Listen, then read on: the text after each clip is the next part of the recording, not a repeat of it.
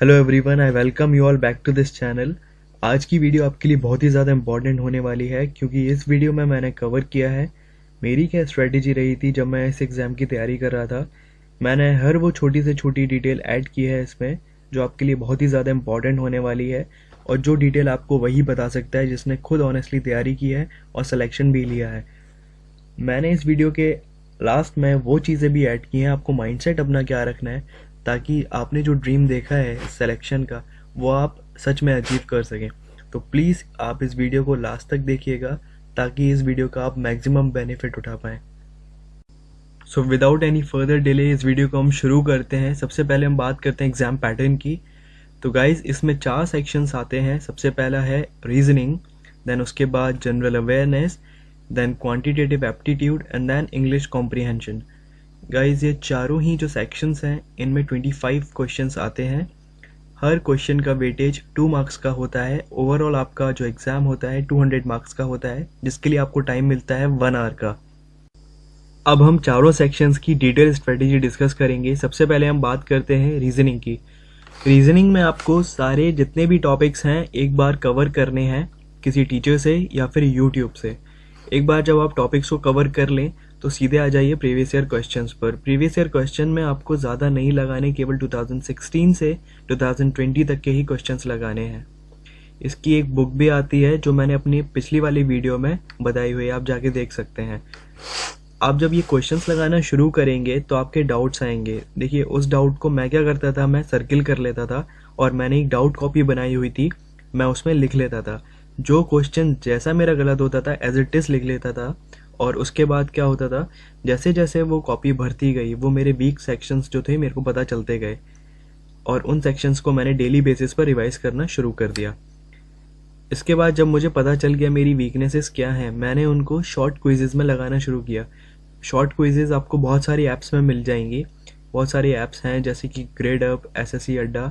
इन apps में आप जब शॉर्ट क्विजेज़ लगाएंगे तो आपके जो वीक टॉपिक्स हैं बहुत अच्छे से कवर हो जाएंगे। तो आप भी ऐसा रीजनिंग में ज़रूर कर सकते हैं, आपको बहुत ज़्यादा फ़ायदा होगा।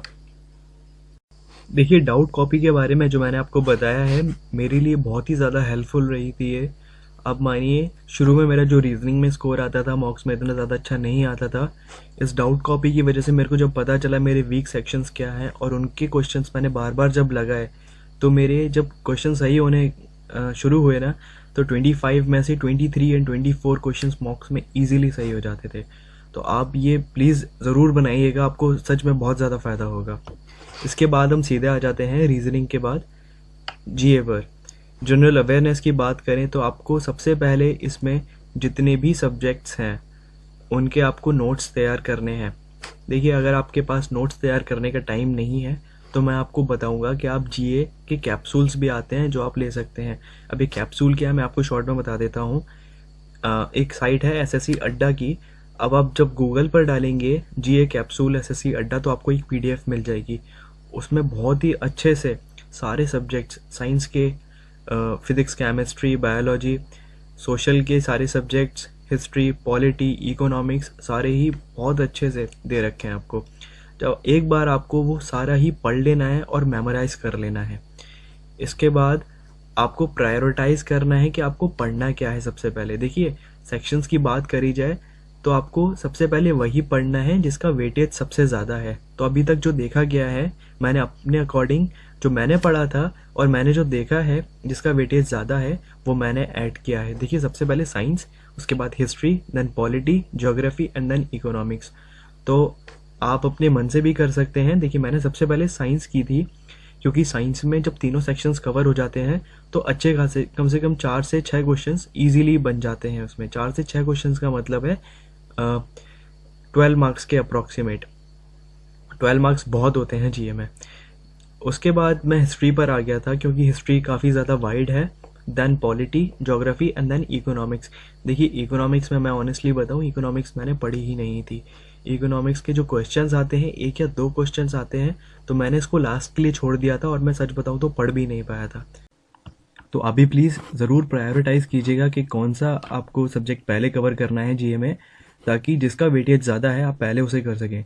इसके बाद प्रैक्टिस करने के लिए प्रीवियस ईयर क्वेश्चंस लगाने हैं आपको। अभी तक जितने भी आए हैं, एक करंट पब्लिकेशन की बुक आती है जिसमें अभी तक के जितने भी क्वेश्चंस आए हैं सारे दे रखे हैं, और इस बुक के लास्ट में आपको एक्सप्लेनेशन भी दिया होता है। अगर किसी क्वेश्चन में आप स्टक हो जाते हैं तो लास्ट में बहुत ही अच्छा खासा डिटेल्ड एक्सप्लेनेशन दिया होता है, जो आप पढ़ लेते हैं तो आपके दिमाग में बैठ जाती है वो वाला कॉन्सेप्ट। इसके बाद आपको शॉर्ट क्विजेस डेली देनी है। देखिए शॉर्ट क्विजेस का फ़ायदा ये होता है, जैसे मैं क्या करता था, मैं डेली टारगेट करता था। जब मैंने एक बार थ्योरी कवर कर ली अपनी जीए के कैप्सूल से, तो मैं डेली क्वेश्चंस लगाता था। मैं सोच लेता था प्रीवियस ईयर क्वेश्चन में मेरे को 100 क्वेश्चन आज लगाने हैं। देखिए कई बार क्या होता था, मैं डेली बेसिस पर मैं किसी दिन स्किप कर गया, मैं नहीं लगा पाया 100 क्वेश्चंस, तो मैं उस दिन शॉर्ट क्विजेस ज़रूर लगाता था। शॉर्ट क्विजेस से ये होता था, मेरे को ये लगता था आज मैंने कुछ ना कुछ पढ़ा है, और शॉर्ट क्विजेस से आपको डेली मेमोराइज रहती हैं चीज़ें। देखिए जीए में अगर एक महीना लगातार आपने नहीं पढ़ा तो आप सब भूल जाएंगे। एक महीना मैं ज़्यादा बोला, अगर 10 दिन भी आप नहीं पढ़ते हैं तो आप भूल जाते हैं। शॉर्ट क्विजेस का बहुत ही ज़्यादा हेल्प आ जाती है यहाँ पर, क्योंकि आप जब डेली बेसिस पर पढ़ने लगते हैं ना, ये सारी चीज़ें छोटी छोटी क्विजेस देने लगते हैं 10 से 15 क्वेश्चंस की, तो आपके दिमाग में बैठने लगते हैं। जितने भी क्वेश्चंस होते हैं कहीं ना कहीं बार बार रिपीट ही होते हैं, कोई नए क्वेश्चंस नहीं बनते हैं जीए में। तो आप जितने ज़्यादा क्वेश्चंस इसमें प्रैक्टिस कर सके ना, उतना ज़्यादा फ़ायदा होगा आपको। 3 से 4 आप डेली क्विज ज़रूर ज़रूर ज़रूर लगाएं। देखिए करंट अफेयर इस टाइम पर जिसने नहीं किए वो सबसे ज़्यादा पछताएगा। टीसीएस ने करंट अफेयर पूछना शुरू किया है, मिनिमम 8 से लेके 12 क्वेश्चन तक पूछ रहा है केवल और केवल करंट अफेयर से। मेरी शिफ्ट में 10 क्वेश्चंस आए थे करंट अफेयर के, जिसके मार्क्स हो जाते हैं 20। देखिए करंट अफेयर पिछले 6 महीने के ही पढ़ने हैं आपको, इसके अलावा नहीं पढ़ने हैं। करंट अफेयर के अलावा नोबेल प्राइजेस, अदर प्राइजेस होते हैं, फिल्म फेयर होते हैं, जितने भी ऐसे टॉपिक्स होते हैं ये भी आपको कवर करने हैं जो कि पूरे ईयर में होते हैं। जैसे जॉइंट मिलिट्री एक्सरसाइजेज होती हैं, इंडेक्सेस होते हैं, happiness index and health index, ये सारे इंडेक्सेस आते हैं। Who is the richest man according to Forbes, इस तरीके की जितनी भी लिस्ट अलग अलग कंपनीज इशू करती हैं, उन सब में इंडिया की रैंकिंग क्या है, ये क्वेश्चंस भी पूछे जाते हैं, जो कि करंट अफेयर में भी इंक्लूड होता है। तो आप इनको भी प्लीज़ अच्छे से पढ़िएगा, क्योंकि ये आपको पेपर में ज़रूर देखने को मिलेंगे। इसके बाद हम बात करते हैं क्वांटिटेटिव एप्टीट्यूड की। देखिए मैथ्स में क्या है, आपको एक टीचर चाहिए ही चाहिए सारे टॉपिक्स कवर करने के लिए, और जब आप उस टीचर से पढ़ रहे होंगे तो आप नोट्स मिस नहीं कर सकते, आपको नोट्स बनाने ही हैं, और जो आपके खुद के हैंड रिटन होने चाहिए। देखिए जब आप खुद हैंड रिटन नोट्स बनाते हैं तो आप ट्रिक्स भी लिखते हैं, उसमें जो कॉन्सेप्ट्स होते हैं वो भी लिखते हैं, तो आपको बहुत ही अच्छे से नोट्स बनाने हैं, ताकि आप जब खुद अपना रिवीजन करें तो आपको बहुत ज़्यादा आसानी हो पढ़ने में। इसके बाद आपको जब प्रीवियस ईयर क्वेश्चन प्रैक्टिस करने पे आए तो आप प्रैक्टिस मैं कैसे करता था, मैं उसी तरीके से करता था जैसे मैंने आपको रीजनिंग का बताया था। मैं एक टॉपिक कवर किया, उसके बाद क्वेश्चंस लगाना शुरू किया। मैंने किरण पब्लिकेशन की बुक लगाई थी जिसमें सारे प्रीवियस ईयर क्वेश्चंस होते हैं। जब लगाना शुरू करता था कुछ क्वेश्चंस ऐसे होते थे, टाइप वाइज लगाता था मैं, तो ऐसे इस तरीके से लगाता था कि जो क्वेश्चन मेरे को नहीं आया मैंने सर्किल किया और उसको मैं फ़ोटो खींच लेता था मेरे फ़ोन में, और मैंने एक फ़ोल्डर ही बना लिया था डाउट क्वेश्चंस का। मैंने लिख दिया था उस पर time and work doubt question. तो टाइम एंड वर्क का वो मैं जब फोल्डर खोलूँगा तो मेरे को वही क्वेश्चंस मिलेंगे जो मेरे को नहीं आते हैं, और मैं वीकली उनको पढ़ता रहता था। जैसे मैं कोई मॉक देने वाला हूँ उससे पहले मैंने वही क्वेश्चन पढ़ लिए, और अगर बाई चांस वो क्वेश्चन आए तो मेरे सही होने हैं। ऐसे कर कर कर मैंने अपनी जितनी भी वीकनेसेस थी हर टॉपिक की, सारी ज़्यादातर मैक्सिमम से मैक्सिमम जितना हो पाया मैंने कवर कर ली थी। देखिए जो वीकनेस होती है ना, उसी की वजह से आप एग्ज़ाम में रह जाते हो। जो आपको आता है आप वही पढ़ते रहोगे तो आपका सिलेक्शन नहीं होगा। हमारी जो वीकनेस होती हैं उन्हीं को हमें स्ट्रॉन्ग करना होता है, ताकि अगर एग्ज़ाम में हमें वो देखने को मिले तो हम ईजिली उसको कर लें। इसके बाद सबसे ज़्यादा इंपॉर्टेंट है टीसीएस के क्वेश्चंस। गाइस टीसीएस के क्वेश्चंस अगर आपने नहीं करे हैं तो आप प्लीज़ कर लीजिए। टीसीएस के क्वेश्चंस कम से कम आपको 2 बार करने हैं। कब से करने हैं? 2018 से 2020 तक के सीपीओ, सीएचएसएल, सीजीएल, इन सभी एग्ज़ाम्स के आपको लगाने ही लगाने हैं। टीसीएस के क्वेश्चंस बहुत ही ज़्यादा रिपीट हो रहे हैं। टीसीएस के क्वेश्चन में बिल्कुल भी हाई फाई क्वेश्चन नहीं है, केवल कैलकुलेशन है एंड कॉन्सेप्ट है। कॉन्सेप्ट आपका सेम है जैसा प्रीवियस ईयर में आ रहा है, केवल कैलकुलेशन है, पॉइंट में आंसर आता है, कुछ फ्रैक्शंस उल्टी सीधी दी होती हैं, इसके अलावा और कुछ नहीं है। अगर आपने कैलकुलेशन की बहुत अच्छी प्रैक्टिस कर ली तो आप बहुत आसानी से कर लेंगे। देखिए टीसीएस के क्वेश्चन अगर आप लगाएंगे ना तो आपको ये पता चल जाएगा कि पेपर में कैसा क्वेश्चन आने वाला है, तो आप आसानी से कर पाएंगे। मैंने पेपर से पहले टीसीएस के ही क्वेश्चन लगाए। आप मानिए मैंने मॉक लगाना भी बंद कर दिया था अपने मेंस के एग्ज़ाम से पहले। मैंने टीसीएस के ही क्वेश्चन लगाए थे, और आप ये समझ लीजिए मेरे को 90% पेपर वही मिला था, वही। तो मैं आपको प्रॉमिस करता हूँ आपको बहुत फ़ायदा होगा टीसीएस के क्वेश्चंस लगाने से। इसके बाद आपको पेपर नोट्स बनाने हैं। देखिए मैंने बनाए थे, आपकी मर्ज़ी आप बनाए ना बनाए। मैंने क्या किया था, A4 साइज़ की शीट्स होती हैं, उसमें मैंने टेबल्स, फॉर्मूले, स्क्वायर, क्यूब एंड ट्रिक्स सारी लिख ली थी। 4 से 6 पेपर थे, उनमें मैंने हर टॉपिक्स के, मतलब जितने भी टॉपिक्स हैं, टाइम एंड वर्क वगैरह वगैरह, जितने भी टॉपिक्स हैं सबके ही मैंने जितनी भी ट्रिक्स हो सकती हैं वो सभी लिख ली थी जब मेरे सारे टॉपिक्स कवर हो गए। और उनको मैं बार बार पढ़ता था।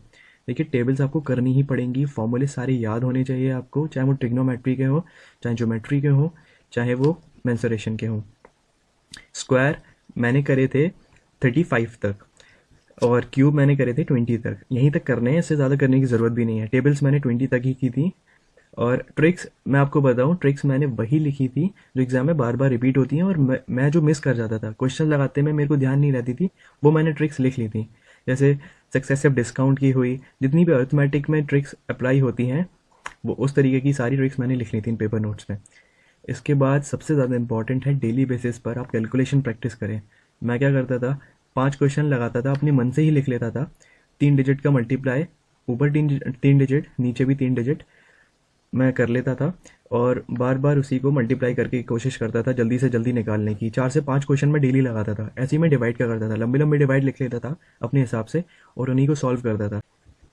इसके बाद इंग्लिश की बात करते हैं हम। इंग्लिश में आपको सबसे पहले ग्रामर के रूल्स कवर करने हैं नीतू सिंह से। देखिए, इस बुक के अलावा कोई और बुक नहीं करनी है अगर ग्रामर की बात है तो, क्योंकि ये एक गोल्डन बुक है जो टॉपर से लेके बिगनर सभी पढ़ते हैं। इस बुक में आपको ग्रामर के रूल्स कवर करने हैं। ग्रामर के रूल्स कवर करने के बाद उसी चैप्टर के बाद आपको सारे क्वेश्चंस भी दे रखे हैं। जितनी भी क्वेश्चंस दिए हैं उस टॉपिक के सारे लगा लीजिए। इसके बाद आप आ जाइए उसके one word idiom and vocabulary पर। देखिए, नीतू सिंह जो बुक है उसमें ग्रामर सेक्शन जब खत्म होता है उसके बाद वोकैब शुरू हो जाता है। उसका जो वोकैब सेक्शन है बहुत ही ज़्यादा अच्छा है, क्योंकि सारा प्रीवियस ईयर ही है, किसी तरह आपको प्रीवियस ईयर ही दे रखा है। उसमें से one word substitution, idioms, vocabulary, आप समझिए मैंने कम से कम उसका 4 बार तो रिवीजन किया ही था, और इसमें एग्जाम में मेरे को बहुत अच्छा फ़ायदा मिला था मेंस के एग्जाम में। प्रैक्टिस आपको करनी है एमबी पब्लिकेशन की बुक से। एमबी पब्लिकेशन की बुक में जितने भी हैं प्रीवियस ईयर ही क्वेश्चन दे रखे हैं अभी तक, जितने भी एसएससी ने पूछे, केवल एसएससी के ही दिए हैं और अदर इसमें नहीं है। एमबी पब्लिकेशन की बुक में क्या है, आपको हर पेपर के बाद एक वर्ड्स की लिस्ट दी हुई है, जिसमें वही वर्ड्स हैं जो उस पेपर में आए हैं, चाहे वो रीडिंग कॉम्प्रिहेंशन में हो, चाहे पीक्यूआरएस में हो। वो सारे वर्ड्स का हिंदी ट्रांसलेशन आपको दे रखा है। जब आप वो वर्ड्स बार बार पढ़ते रहते हैं हर पेपर को लगाने के बाद, तो कहीं ना कहीं आपके दिमाग में वो वर्ड्स बैठने लगते हैं और आपकी वोकेबलरी धीरे धीरे इंप्रूव होना शुरू हो जाती है। देखिए, वोकेबलरी एक दिन में इंप्रूव नहीं होती है। आप जब डेली बेसिस पे ये करना शुरू करेंगे ना, तो आपको एक वीक के अंदर ही अपने अंदर डिफरेंस पता चल जाएगा। कंसिस्टेंसी बहुत ही ज़्यादा इंपॉर्टेंट है इंग्लिश में। इसके बाद मैंने एक डाउट कॉपी बनाई थी। मैं जब एमबी से प्रैक्टिस करता था, मैं पेपर लगाता था बिना देखे। मैं पेपर जब लगाया, मेरे काफ़ी क्वेश्चंस गलत होते थे, उन क्वेश्चन को मैं सर्किल करता था, और मेरी एक डाउट कॉपी जो केवल इंग्लिश की थी, रीजनिंग की मैंने बनाई थी वो अलग बनाई थी, इंग्लिश की अलग बनाई थी, तो इंग्लिश की कॉपी में मैं लिख लेता था। और वो जितने भी क्वेश्चंस होते थे, चाहे वो सिनोनिम हो, चाहे वो ग्रामर की मिस्टेक हो, चाहे स्पेलिंग भी गलत हुई हो, मैं सारी लिखता था। छोटी से छोटी गलती भी हुई हो ना, सिली मिस्टेक, वो भी मैं लिखता था। उसको मैं डेली बेसिस पर रिवाइज करता था। ये काम मैं ना सुबह करता था। मेरे से सुबह मैथ्स वगैरह नहीं होती थी, तो मैं सुबह उठकर इंग्लिश की ये डाउट कॉपी ही पढ़ता था। मैं, आप मानिए, कम से कम 1 घंटा इस डाउट कॉपी को देता था। शुरुआत में तो नहीं, लेकिन जब मेरी कॉपी बढ़ने लगी थी, आधी कॉपी मेरी भर गई थी, तो मैं 1 घंटा इसको देता ही देता था अर्ली मॉर्निंग। इसके बाद आपको एक हैबिट अपने अंदर निकालनी है कि आपको पढ़ना शुरू करना है। आप कोई भी बुक पढ़ सकते हैं, नोवेल पढ़ सकते हैं, आर्टिकल पढ़ सकते हैं, कुछ भी पढ़िए, लेकिन आप पढ़ना शुरू करिए, क्योंकि पीक्यूआरएस, रीडिंग कॉम्प्रिहेंशन और क्लोज टेस्ट आपको बहुत ही ज़्यादा अच्छा वेटेज दिलाते हैं मेंस के एग्ज़ाम में। और इनके गलत होने के चांसेस भी उतने ज़्यादा होते हैं जब आपकी रीडिंग की स्किल्स होती हैं, अंडरस्टैंडिंग की कमज़ोर होती हैं। तो अभी अच्छा खासा टाइम है, 4 मंथ्स हैं आपके पास। रीडिंग अपनी जो हैबिट है अपने अंदर आप आसानी से डाल सकते हैं। आप कम से कम 2 आर्टिकल ज़रूर पढ़िए, स्पोर्ट्स के हों, कार्टून के हों, जो भी हो, कॉमिक हो, नोवेल हो, लव स्टोरी हो, कुछ भी पढ़नी है आपको, आप ज़रूर पढ़िए। इसके बाद मैं शॉर्ट क्विजेस लगाता था। शॉर्ट क्विजेस में क्या होता था, पीक्यूआरएस हो सकते हैं, एंटोनिम सिनोनिम हो सकते हैं, वन वर्ड सब्स्टिट्यूशंस हो सकते हैं, ईडियम्स हो सकते हैं। शॉर्ट क्विजेस में 2 से 3 ही लगाता था इसकी, और बहुत ही जल्दी हो जाती हैं, 10-15 मिनट में आराम से हो जाती हैं। तो आप शॉर्ट क्विजेस जब लगाते हैं तो वही मैंने बताया, आपके दिमाग में चीज़ें रहती हैं। जब आपके दिमाग में चीज़ें रहती हैं तो आपको बहुत ही ज़्यादा अपने दिमाग पर प्रेशर नहीं डालना पड़ता चीज़ें याद करने के लिए, और मॉक्स में इसका बहुत फ़ायदा मिलता है। जब आप डेली बेसिस पर ही शॉर्ट क्विजेस लगाते हैं तो आपको मॉक्स में देखने को मिलती हैं सेम चीज़ें। इसके बाद हम बात करते हैं माइंडसेट ड्यूरिंग प्रिपरेशन। आपको अपनी प्रिपरेशन के दौरान क्या माइंडसेट रखना है। देखिए एसएससी एक ऐसा एग्ज़ाम है, हो सकता है जो डेट आपको मिली है एग्ज़ाम की उस तारीख पर एग्ज़ाम ना हो, 2 महीने बाद हो। तो इतना ज़्यादा पेशेंस रखना और इतना ज़्यादा होपफुल रहना अपने एग्ज़ाम्स के लिए आपको बहुत ज़्यादा ज़रूरी है।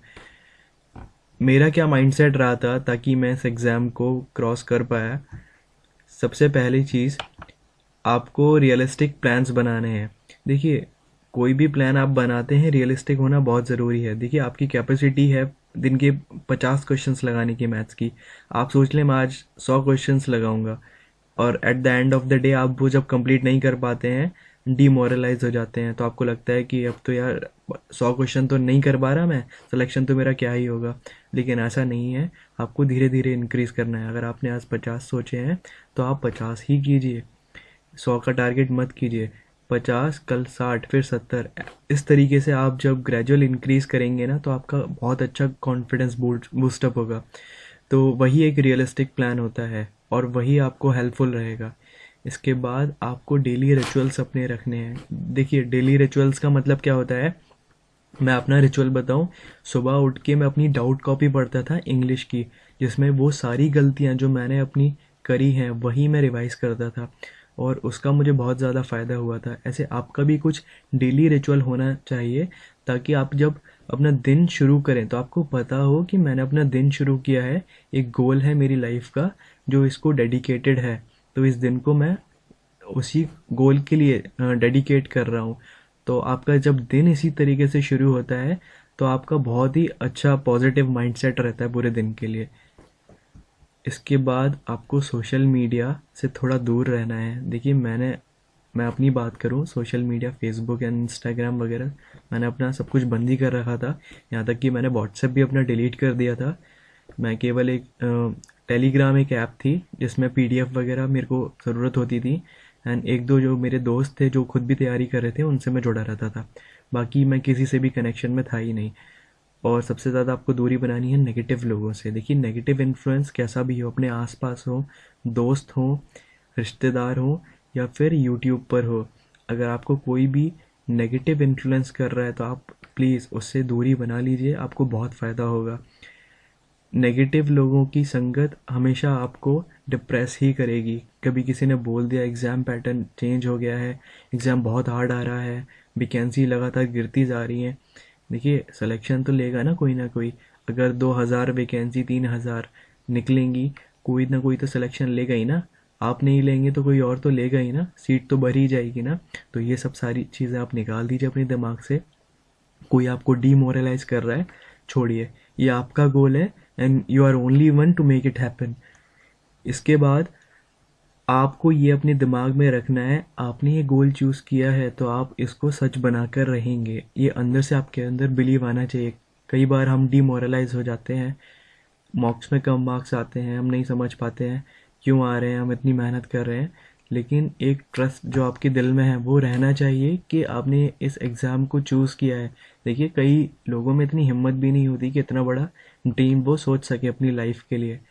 इतने लाखों लोगों में अगर आपने एक गोल सेट किया है कि आप ये एग्ज़ाम क्रैक करेंगे तो वही आपके लिए बहुत प्राउड की बात है and you are going to make it happen. ये आपका माइंडसेट रहना चाहिए, मैं इसको करके ही रहूँगा। Consistency and revisions will be the key of your success. देखिए आप जो निरंतर मेहनत करेंगे, डेली मेहनत करेंगे, वो आपकी की होगी सक्सेस की। हम 2 दिन आप डेली मेहनत करिए, 2 दिन स्किप कीजिए, आपका मोटिवेशन झट से गिर जाएगा। आप जब डेली मेहनत करते रहते हैं ना तो धीरे धीरे इतना ज़्यादा कॉन्फिडेंस बूस्टअप होने लगता है जो शायद किसी टॉपर का भी ना हो। इसके बाद रिवीजन्स बहुत ही ज़्यादा इम्पॉर्टेंट होते हैं। देखिए रिवीजन्स इसलिए इम्पॉर्टेंट होते हैं, एक बार जब आप चीज़ें पढ़ लेते हैं और 2 से 3 बार उनको रिवाइज कर लेते हैं तो आपके दिमाग में वो चीज़ें ऐसे बैठ जाती हैं, जब पेपर आता है तो आपको इतना ज़्यादा दिमाग ही नहीं लगाना पड़ता उन चीज़ों के लिए। आपको पहले से पता होता है कि ये चीज़ मैं 3 से 4 बार पढ़ चुका हूँ और आप झट से क्वेश्चन टिक करते हैं।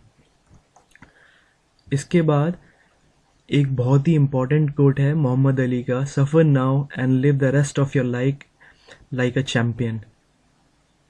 देखिए अभी मेहनत कर लीजिए, अभी थोड़ा सा सफ़र कर लीजिए, आपकी बाकी ज़िंदगी चैम्पियन जैसी होगी।